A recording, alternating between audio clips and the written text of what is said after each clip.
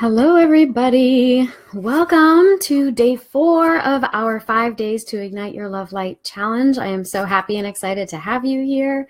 And once again, I just want to congratulate everyone who has participated so far and really been honest and authentic in putting themselves out there for everyone to see, well, everyone in the group to see. And also just to really show up for yourself and step into this path that you are on in igniting your own inner love light. And so if you don't know me, my name is Brianna McWilliam. I am an author, educator, Reiki practitioner, as well as a creative arts therapist, and I have been in the field for about 12 years. I am wild about attachment theory and love and relationships and talking about how we can bring a deeper sense of meaning to our love lives, because to my mind, in the realm of relationships, that's really where we step into what we are meant to do and be on this earth in terms of spiritual ascension.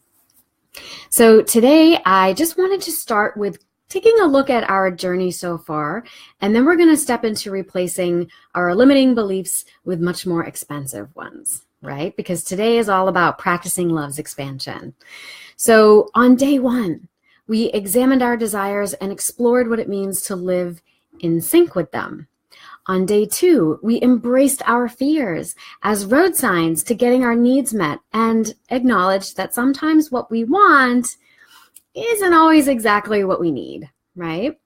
Then day 3, we examined 2 types of limiting beliefs and how they may be holding you back. And so today we're going to work on replacing those limiting beliefs with a new statement of desire that will have you practicing love's expansion, okay? Now remember, our limiting beliefs, whether they are indoctrinated beliefs or self-created or socialized beliefs, indoctrinated or socialized or self-created, they limit the possibilities because they keep you in a vibration of not having. And when we want to be in the vibration of appreciating the deliciousness of our desire, the juiciness of it, the satisfaction of it, right? And so I find it's best that to shift your beliefs, you want to try to shift them just enough so that you are finding a feeling of relief from the not having, okay? And the not having feeling is really fueled by those limiting beliefs. So this includes replacing unhelpful beliefs with more positive ones, but when you do that, you have to make sure that your more positive beliefs or affirmations or intentions or whatever you want to call them, they have to ring true for you. So that is, they have to put you in the love vibration in a way that doesn't cause sadness, resistance, or contrast in that manifesting affirmation, intention, statement, whatever you want to call it. So in conjuring the feeling of what you want to have, right, if that stimulates the feeling of not having, that could actually end up being counterproductive for you. Okay, they've actually done studies that show people who recite affirmations and don't really believe them, it actually creates higher levels of stress in the brain, which increases your cortisol levels, which is, those are the chemicals that put us into a traumatized state and carve unhealthy attachment grooves in our brains to begin with.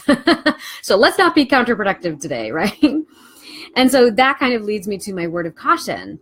So for today's exercise, I recommend that if you cannot divorce your love feelings, your expectations of love, your desire for love from a lost or a past partner. If you just cannot do that at this point, you want to, I have 2 suggestions for you, and I'm going to tell you what they are at the end of today's lecture.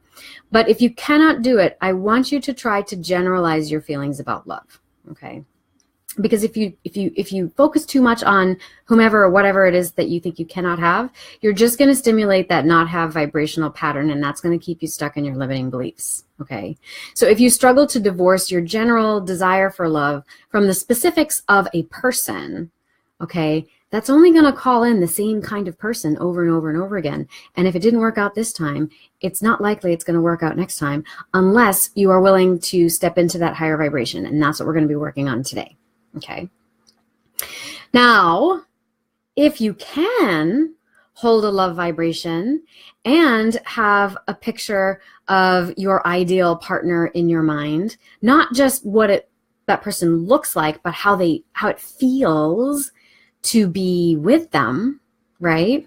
Without that feeling of a deep sense of emptiness and yearning in the present moment, then that's amazing and more power to you. And you're going to get so much out of our exercise today. But again, if you cannot accomplish this, then your best bet is going to be to switch the subject and to focus on something else that stimulates uncomplicated love feelings, like a good friend. Okay, so a lot of times we tend to think, oh, I'm always going to die alone because I don't have a romantic partner. But you've got good friends, you've got family members, you've got pets, you've got things you like to do, and probably there's other people who like to do them too. You can go into nature and be held by those things. Okay, so if you are such a stuck on this love track, I'm going to ask you to just shift tracks for a minute, jump tracks for a minute. Okay, because there is love out there, and that's going to help you start to generalize the feeling and divorce the object from the desire. Okay. Because in this way, you are diffusing the obsessional energy around the topic of love, okay? You're not running towards it. You're not fighting against it. You're just changing tracks. And this diffusion tends to lighten your energy around that subject. And that's going to allow you to raise your vibration so you're not so confined by your limiting beliefs around it, okay? Or even your limiting expectations around it.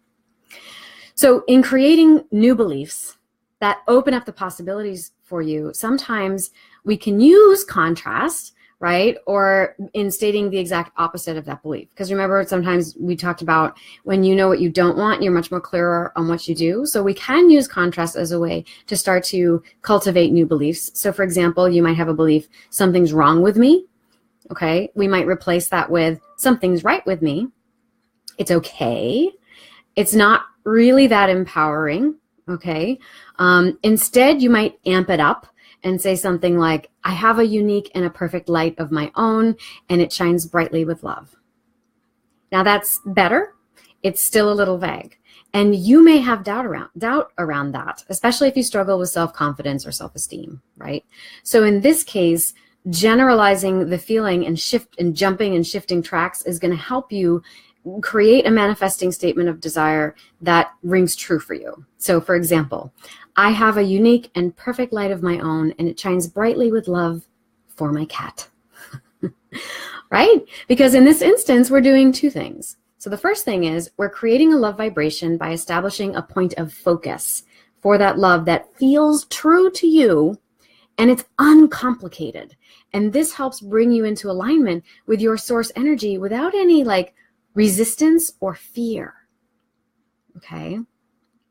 Now, secondly, we're practicing generalizing your thoughts and feelings about love altogether so that you can start to step out of the limiting beliefs that you have around it concerning the specifics of it. Okay. So use something that feels true and uncomplicated for you while trying to stimulate loving feelings. Okay, and then focus on that. And you might say, but I want a romantic partner. I don't want another pet. But you know what? You're the one who's adding those specifics. When you are in a love vibration, love is going to come to you, right? And once you've attracted the love, the second part is working on how to allow and receive it. So if you're stuck up on the specifics of how you need to receive it, you're always going to get tripped up because that's the voice of your limiting beliefs. Okay.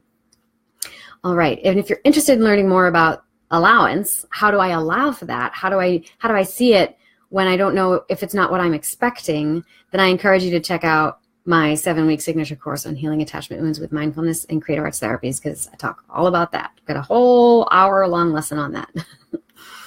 So to get back to what we're talking about, the more you can focus on something that is true and uncomplicated, and make sure that you are focusing on that instead of getting hung up in the specifics of what it is that you think you're calling in, okay? That's going to help you jump tracks and pay as little attention as possible to the automatic no running through your mind, okay?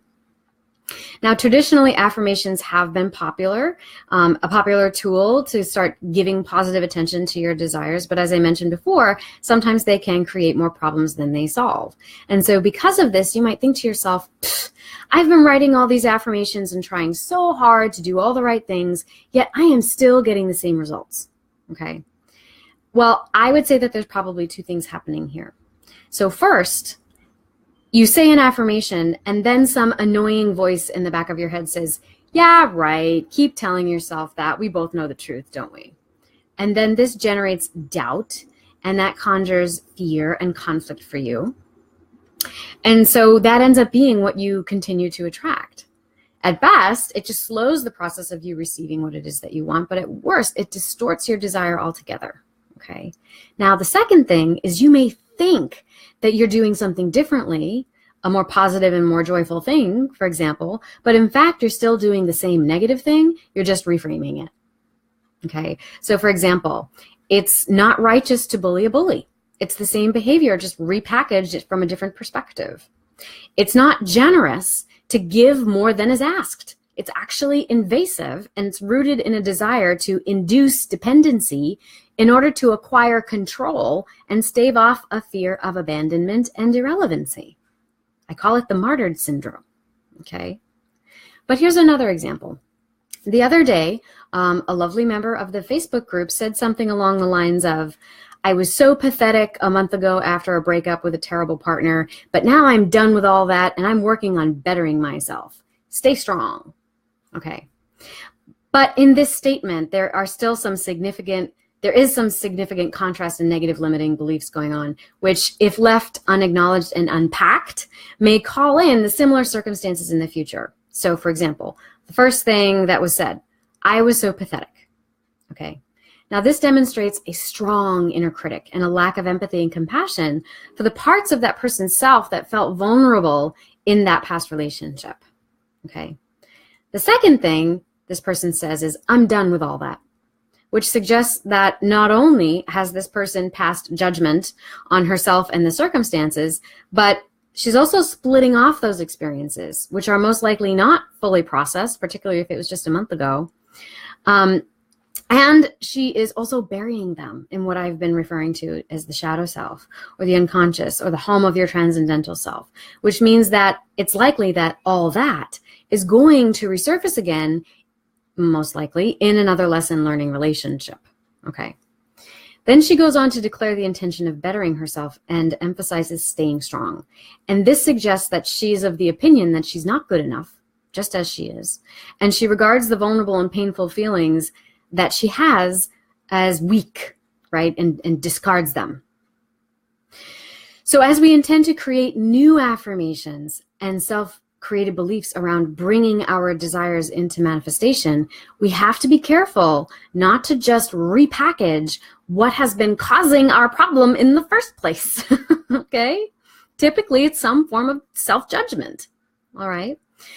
Now, I just want to emphasize, while this statement that she made may still be situated in self-judgment and criticism, I want to emphasize that it is a step in the right direction, because it's a step in the direction of relief.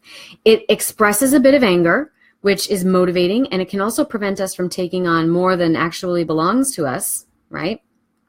It establishes discernment in what kind of experiences she is and is not willing to accept anymore. And more power to you.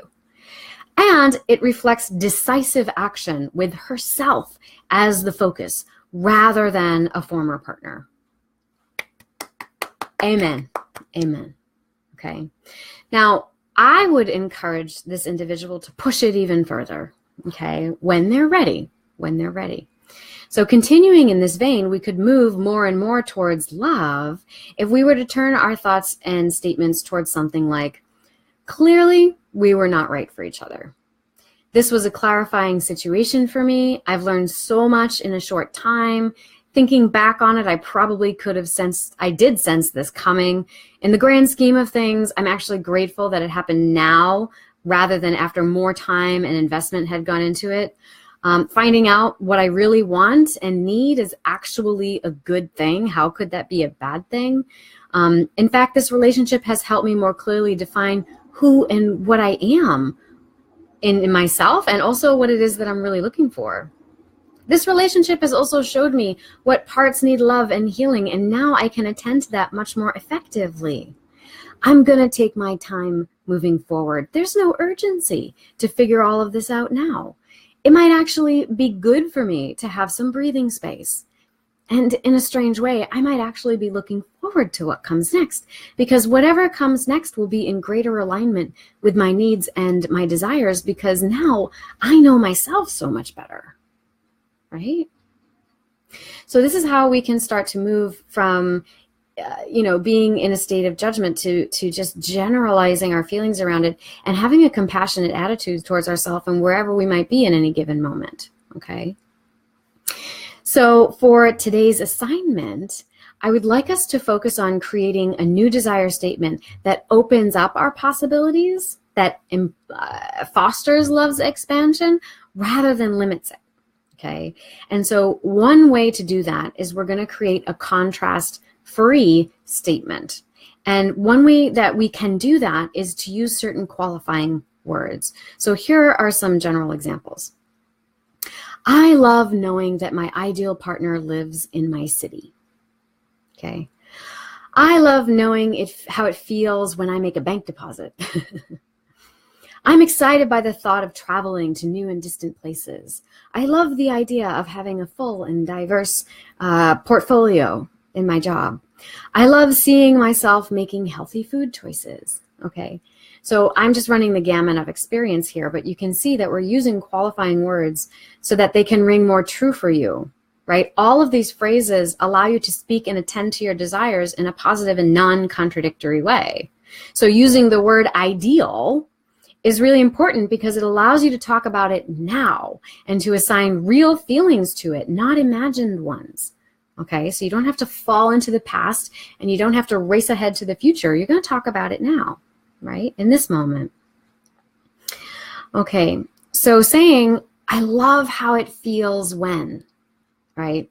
That stays away from a static state of being, and it allows your feelings to cross that treacherous divide, of that not having attitude, because you're not talking about moments because you are talking about moments that you have experienced, okay? And that you know that feeling. And so it's true in your experience, right?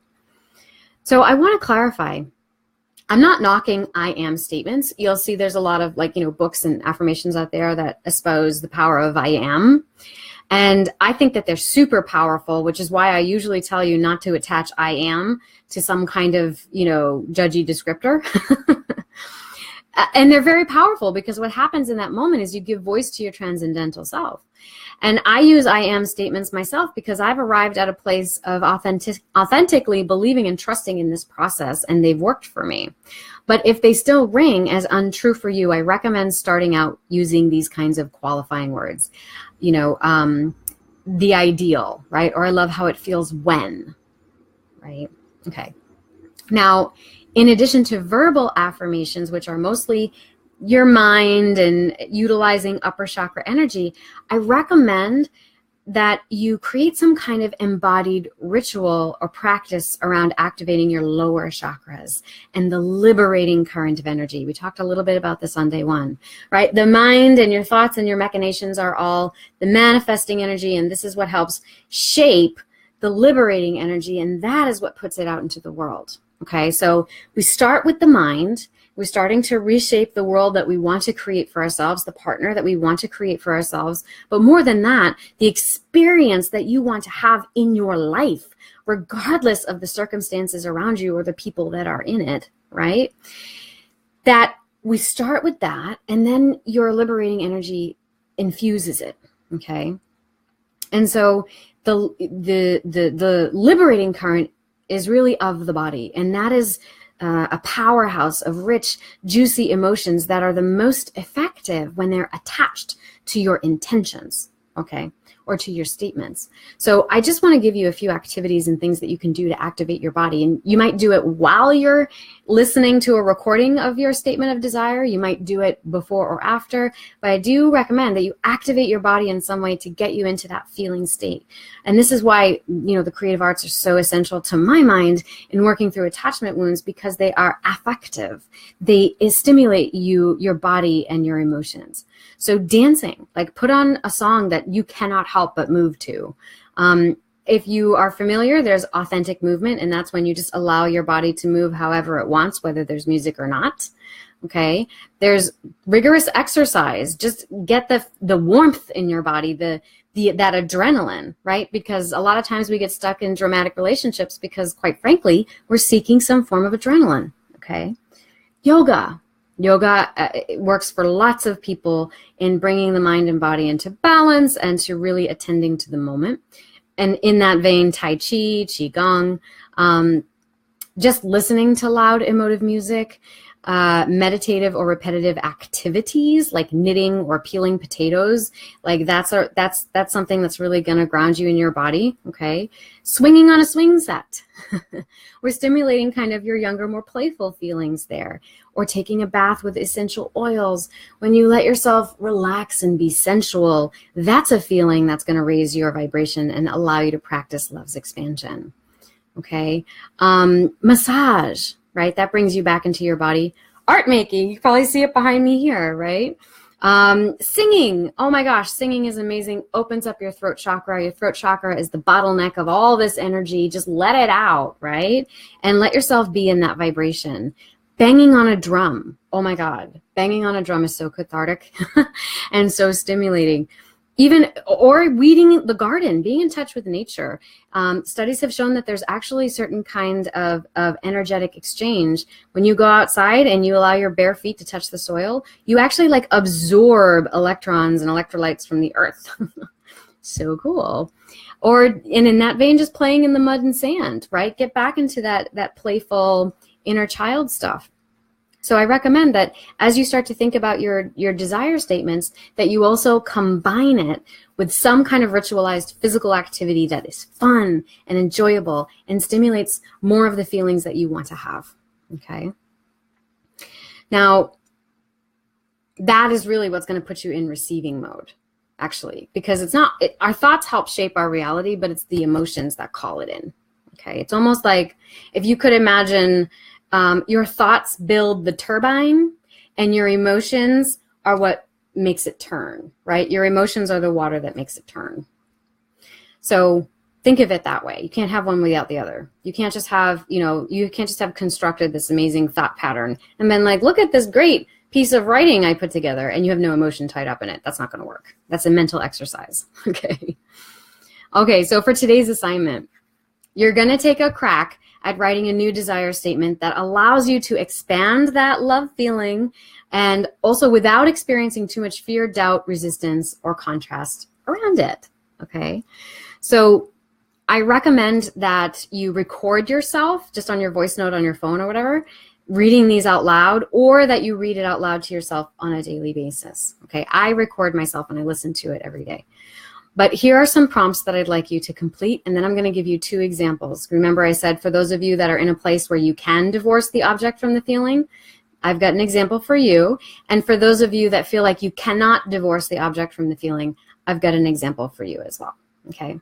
So here are the prompts. And if you have signed up for the challenge, you probably received these in your email. If not, you can just jot these down right now.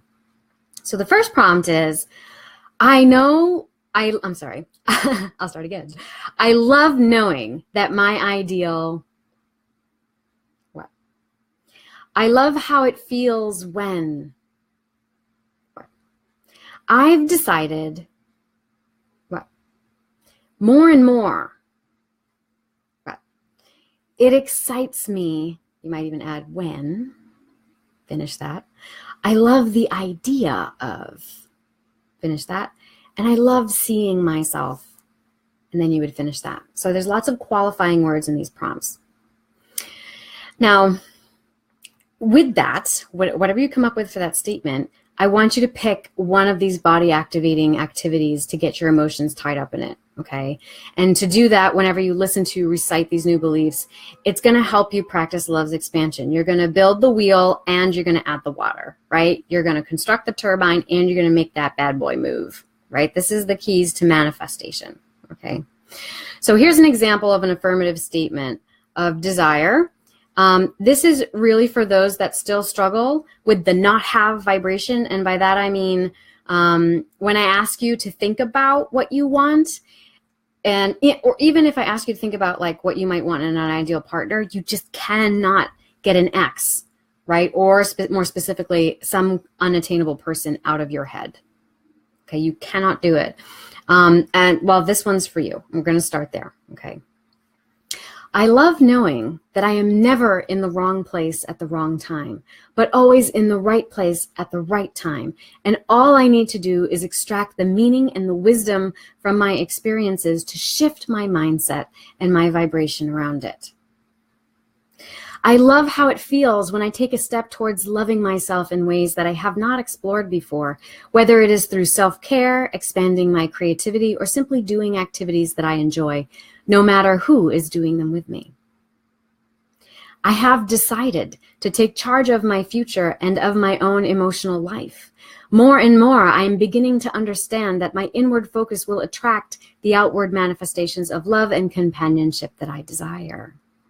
It excites me to know that I am not helpless or reliant on other people or uncontrollable circumstances to improve my happiness or quality of life. I love the idea that it is a decision that I can make at any time to take charge of my life and make it into whatever I want it to be, regardless of my background or my past relationships. I love seeing myself as an empowered, competent, resilient, wise, loving, receptive, and satisfied human being. And I take pleasure in knowing that these are tremendous gifts that I can bring to a partnership in the future. Okay, so that's a good place to start if you struggle with divorcing the specifics from the feeling. Start with that. Okay. Now here's an example of an affirmative statement, desire statement that I use. This is for people who can divorce their desire for a love partner from previous or very specific partners and avoid that not having vibration. Okay. So this is actually representative of a visualization and desire statement that I would make, but that's because I know how to stimulate these feelings within myself without falling into a heap of tears, because it stimulates feelings of an ex. And I can't say that happens every time. Sometimes when I try to do it, the ex does pop up. And at that point I stop. I stop because I don't want to be calling that in again. And so I stop and I say, oh, okay, so there's something I need to be taking care of myself first before I step into this practice. I don't ignore it. I don't cut it off. I just shift tracks and I say, oh, okay. So why did my ex pop up in that moment? And what is the fear telling me? Like, where do I have to go to look to, and how can I take care of that part first before I start trying to call in the next thing, right? Because I don't want to be dragging that into my next relationship. I want that next relationship to be an ascended love partner. We're going to talk more about that tomorrow. Okay. So this is for those of you that have gotten into practice and you know how to divorce the object from the feeling. Okay. So here we go. I am in the process of attracting all that I need to know or to have so that my ideal relationship may come into being. I love how it feels knowing that my ideal relationship is with someone who is flexible and well-balanced. They have great listening skills and enjoy conversation. I love how it feels when I think about spending time with my ideal partner. I love imagining the laughter and the playful quality to our relationship. I love to think about the chemistry between us and that it can be fireworks and passion 1 minute, but just as easy with comfortable silences and calm, slow moments together.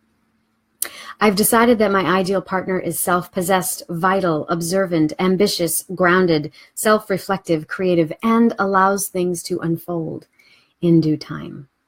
He possesses a leadership role in an industry that requires an assuming of personal authority and agency, which complements his talents and abilities. This is something we respect and admire in each other.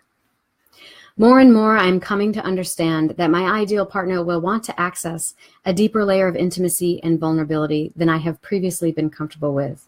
And day by day, I am happy to witness myself softening more and more into that state of being and receptivity with decreasing levels of fear and anxiety and ambivalence.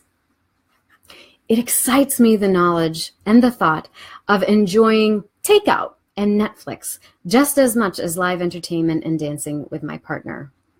I love the idea of being sexually attracted to my partner and that my partner will be equally attracted to me. That we can be completely honest, open, experimental, and monogamous in the bedroom, as well as in other aspects of our relationship. As an aside, that's just my personal preference. I'm not knocking non-monogamy or anything like that. I love seeing myself let down any need to perform or people please and just be myself with my ideal partner and be most fully received. I love the idea that I will have a partner that takes full responsibility for his own happiness and for showing up in his fullest and most present self so that we may continue to live in resonance with source energy together.